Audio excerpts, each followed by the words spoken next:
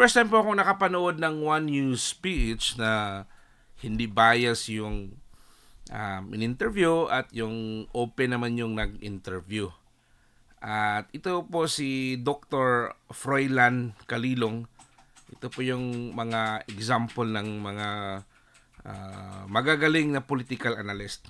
Hindi yung katulad ng iba na assuming na sobrang galing. Pero itong taong to, makikita natin na yung humility niya. Tsaka hindi siya bias. Okay, panoorin po natin. At warning po sa ating mga anti-Duterte dyan, huwag po kayong mainis, huwag po kayong magalit, kasi itong si Dr. Froilan ay nagpapaliwanag lang at kung ano yung nakikita. At always remember, mas magaling pa tong taong to kaysa inyo. Okay? Panoorin po natin. And looking forward to a very insightful discussion. Oo nga, ako, actually, the pleasure is all mine. Excited nga ako eh, hindi ko ma-contain. Kaya nag-iisip ako, paano ba dapat na, but first off, you are, you hold a doctorate, you have a PhD in public administration and everything else. Unang tanong ko niyan, Doc, ikaw ang go-to person ng napakaraming media institutions both here and abroad. Tanong ko lang, ikaw ba hindi ka naman persona ng grata sa mga lugar-lugar dito? Hindi naman, ha? So far, hindi pa naman. So far, Hindi pa naman po umabot. Hindi pa umabot. Kasi may mga kaibigan, may kaibigan akong ganyan magaling din, pero parang hindi ko alam kung ano nangyari. Parang but these things happen. You cannot please everyone, no? Yes. Kaya, but anyway, Parang feeling talaga. Let's get down to brass tacks. I want this to be departmentalized as much as we can. Para din sa akin, let's look at all these things that are happening, the legal point of view, the social point of view, no? Legal muna. Yung nangyari kay Duterte, kay Digong. Ano yan? Is it legal? Because there are so many sides to it, no? Ikaw, what's your take on this? Well, kung ako ang tatanungin, batay doon sa mga pagtalakay at yun sa pangyayari talaga na naganap ng araw na yon, maliwanag na may mga paglabag, particularly doon sa constitutionality.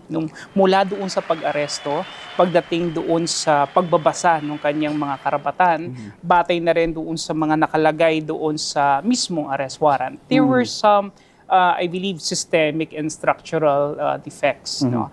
Particularly doon sa unang-una yung hindi talaga nabigyan ng maayos na due process, Secondly, yung hindi nabigyan ng due process. Jurisdiction. Number one. That's another thing. Kasi maliwanag na tayo ay kumalas na, sa Rome Statute, but then again parang lumalabas dun sa point of arrest na parang ang may jurisdiction pa rin sa atin is the ICC. Wala nang pangalawa, wala nang jurisdiction yung ICC. Thirdly, maliwanag na hindi nanggaling sa isang competent Philippine court yung arrest warrant, and that is hindi galing sa competent court yung warrant na binigay kay Tatay Digong.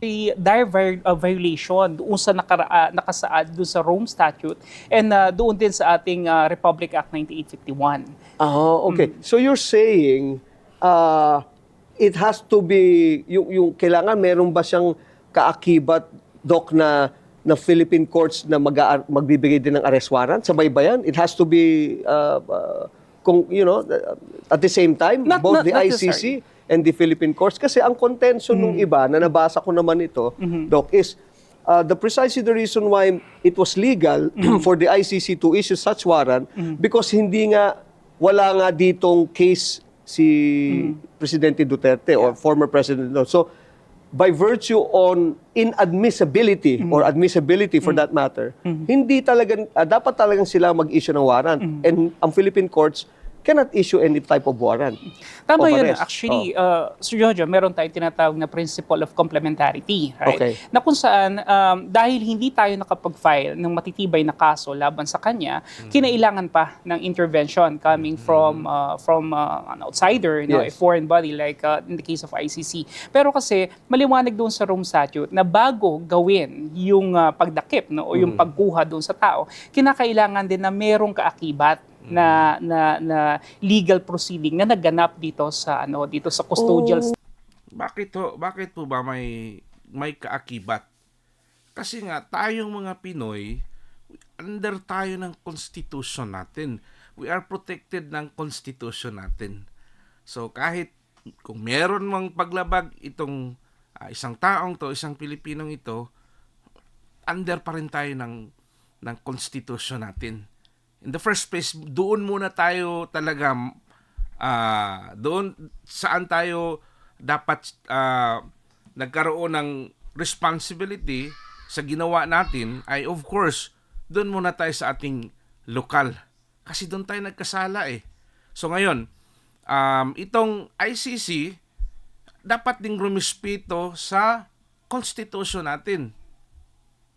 Dapat silang rumispeto kasi meron nga tayong constitution at yung batas natin is hindi man perfect pero nagfa-function. Kaya nga meron tayong peace and order natin. Maganda yung hindi naman tayo yung katulad sa ibang sobrang gulo talaga.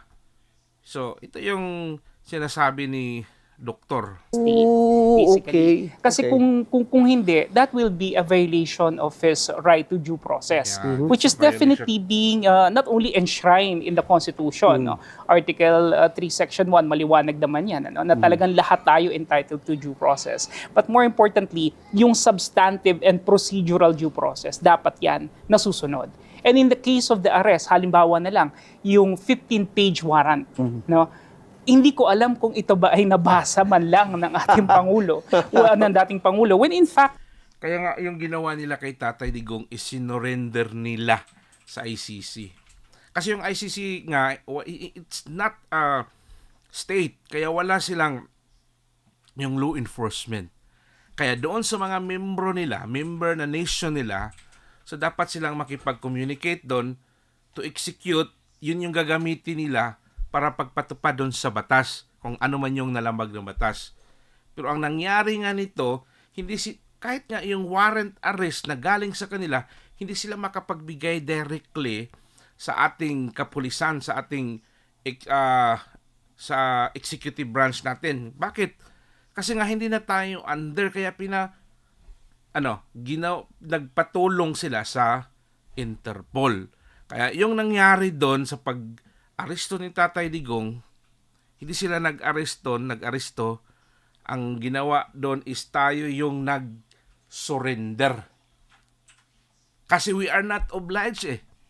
Hindi makapag-demand, hindi makapag-command ang ICC sa Pilipinas. Kaya no other choice is talagang iso-surrender. That's the other way. That's the only way na isurrender si Tatay Digong. napakaikli nung panahon that he was there in the NAIA and then nadala siya doon sa Villamor, di ba? Napakaikli ng panahon. I don't know if he was able to. Napakaikli. Kaya nga, nung tinanong si Torre, bakit nagmamadali? Meron bang kuta? Sino ba yung nag-utos? Sino ba yung... Kaya nagpapasahan sila ng bola doon eh. At wala silang masagot. Kasi kaya napakaklaro doon. Mismo ang ICC nagsabi na sinurrender ng Pilipinas si Tatay Digong. Bakit kayo nagmamadali? Sino bang ang ICC ba ang nag-utos? Ang ICC ba ang nag-demand? Wala naman. Hindi naman sila nag-demand. Ang Interpol hindi din nag-demand. Kaya nga yung notice na binigay is diffusion eh. It's not a red notice. Di ba?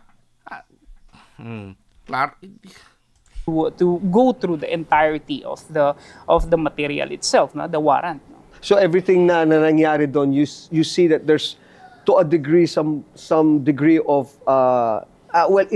illegality of the procedure. Sa akin parang parang masyado siyang minadali. Masyadong minadali na parang may hinahabol na hindi natin maintindihan. Pero the point is, when you are trying to do something like that, parang masyadong swift yung ating atake, yung sa iniisip natin na dispensation of justice. May mga legal loopholes tayo na medyo na-overlook. No? Oh, okay. At may mga masyadong napapolitika. Bakit to?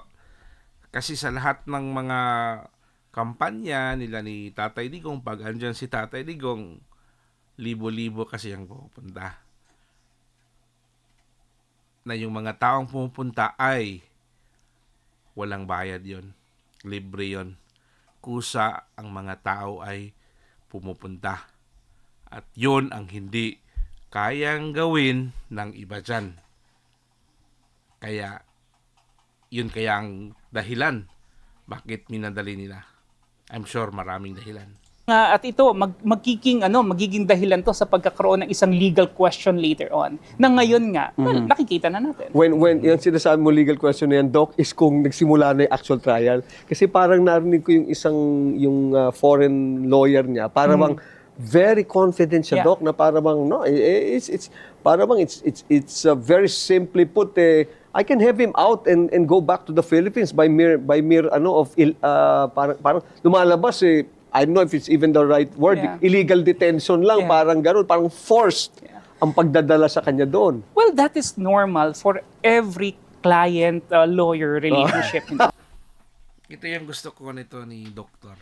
Froilan, na in-explain niya na talagang pag meron ka yung mga lawyer na may kliyente, pag sumasagot yan, ay dapat may confident, yung angas. Of course, binabayaran ka So, kailangan mong pinapakita dyan na talagang kaya mo. Kasi alam naman natin na mahal yung bayad nila. So, at ito yung mga klaseng mga tao ba na hindi mayabang. Talagang doon sa neutral, doon sa natural na yung pag-iisip at the way siya tingin sa isang sitwasyon. Yung tinatawag nating confidence building measure, di ba? You don't want to antagonize your client. You don't want to threaten him, di ba? Kasi nga dumadaan na nga siya sa undue stress right now. Tapos dadagdagan mo pa. So syempre, kailangan niya papalakasin mo talaga ang loob, no? Okay, Doc. Maganda yung at least na-explain mo rin sa akin yung ganun. Kasi naisip ko yung sinasabi nila na yun nga kaya nangyari yan, but is because matagal na yung it was a case filed against him even prior to us leaving the ICC. Diba? So sabi nila it still holds water. Now, pero wala na yun. Hindi na natin kasi nadala na siya. Pinag-uusapan na rin natin ngayon lang din yung tungkol sa yung pag-aresto sa kanya. What should have been done? Kasi ibang lagi, hindi dapat yan ang ginawa nila. If it were done, from your point of view, Doc, paano nila dapat ginawa yung pag-aresto or pag-serve ng warrant of arrest? Okay, makinig po yung mga anti-Duterte dyan, yung mga kapulisan natin. Pakinggan po natin ng mabuti. Ano po ba dapat ang tamang proseso? Ano po ba dapat yung tamang ginawa nila? Number one, kinakailangan siguro talaga yung pagkakaroon ng isang warrant of arrest coming from a competent court in the country. Primarily, warrant na galing sa lokal, galing sa atin. Because that is what is stipulated in the Rome Statute. Ganun din naman yung sinasaad ng Interpol, whatever it is. Whether it's a diffusion, whether it's a hot warning, whatever it is, ganun dapat. Let me just cut you agad. So dapat, para lang maalala ko, Doc, so dapat talaga, meron muna ditong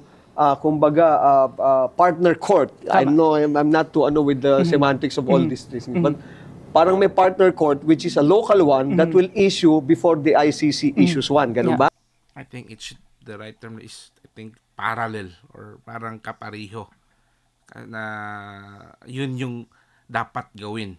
Yung may mutual or parallel siya. Yun yung kasi yung pamamaraan at yung proseso is same na pinagkasunduan. So dapat yung ICC, Interpol, dapat yun nga tawag dun re-respeto sila sa korte natin. Tama po yan. Okay, or sige. they could actually cooperate with one another. Pwede rin man po yan. So complementary sila dapat. Kinakailangan meron. Kasi the person that... At ang nakasaad pa nga doon, yung prosecutor or yung mag-handle sa case ay dapat may special siya na experience or parang mayroon siyang papel na ano siya, qualified siya to do this itong ganitong mga situation na as a prosecutor dapat ano siya, qualified siya sa human rights, international human rights. Na kasama siya doon. Hindi po basta-bastang mga sino yung mag-handle nito. So dapat uyon yun sa nandun yun sa batas, nandun yun po kung mababasa nyo. Is gonna be held in custody by that foreign institution organization is a Filipino. No? And definitely, dapat kung meron tayong maliwanag na mga judicial proceedings and judicial system na umiiral, and I believe... Ang nakalagay doon, if you are a Filipino, kasi under tayo ng Constitution, or a foreigner na hindi nakatira sa Pilipinas, or a foreigner na nakasala nagkaroon siya ng nagkasala siya doon sa isang Pilipino. Ito yung sinasabi kasama pa din dyan sa part sa Constitution natin. Or isang Pilipino na nasa labas na nagkasala, ganon pa rin doon, may ano pa rin yun, pagkakasunduan or ano pa rin yun kung sino yung judge doon, sino yung may ano yan sila, mutual ano sa ating batas. I would like to think it's still fully functional. Okay. Kinakailangan, meron tayo nun dito. Pero ito ay hindi na ibigay sa kanya. Secondly, yung pagkakaroon ng legal counsel, I believe itong even the daughter, Sara Duterte, was not allowed. And Sara Duterte, the vice president, is her... Yung accused po, ang sabi nga dito na ang inaccused, pwede siyang makakuha ng gusto niyang legal counsel. Kahit andyan pa yung ilan pa yung counsel na kasama ni legal counsel na andon, pero he could still choose sino yung gusto niya. Kaya nga sabi niya itong paglabag nila kay Bibi Sara, as a legal counsel hindi nila pinapasok, and as a daughter ni PRRD. Legal counsel. Kinakailangan maibigay din yun sa kanya. So, what I'm saying here is that may mga rights of the accused, no, na hindi naibigay kay former President Rodrigo Duterte. And this complicated the matter. Dito kasi pumapasok kung ano ba talagang intensyon, ano ba talagang motivation. Bakit minadali? Bakit hindi kinilala yung kanyang karapatan? Meron ba tayong gustong malaman right away? Bakit dinala siya kaagad? When in fact, as a Filipino, I believe that the state, no, should actually be there to protect the person. Kung sakali naman na talagang may pagkakasala siya, hindi naman siguro tayo ang party para magsabi na wag nating dalhin. Diba? Kasi at the end of the day, gusto nating malaman din ang katotohanan. And the only way by which we could do that is through a court hearing or through a trial. And we're not against that. But the procedure, kaya nga 'di ba, procedural requirement at the point of arrest, yun yung hindi po rito na natupad. Hindi natupad. Yes. Pero is it Kaya yun yung sinabi ni former Associate Justice Escona na tama, yung totoo, yung may pinadalang warrant from ICC na binigay sa Interpol, tama yon. Pero ang mali is paano yung pag-execute, paano yung pag-aresto ni Tatay Digong. Yun yung malaking pagkakamali nila, na nilabag nila ang batas natin. Supposed to be ang gobyerno nga natin, dapat neutral sila dyan eh. Bakit? Kasi hindi sila yung biktima. So dapat nasa gitna sila. And supposed to be the role ng executive branch natin is they're the one sila yung law enforcement natin. Sila yung law enforcer. Sila yung tagapagpatupad ng batas. Dapat sana sila yung nagpuprotekta ng taong bayan. Pero anong nangyari? Ano ang nangyari? Sinurinder sinurrender nila sa mga banyaga. Kaya yun ang malaking kagaguhan na ginawa ng ating mga kapwa Pinoy na may mga sariling agenda sa buhay. So magandang araw po sa ating mga kaperlas, sa ating mga kababayan, sa ating mga OFW sa saan man sulok sa buong mundo. Mag-ingat po tayo lagi hanggang dito na lang po tayo, mga kaperlas.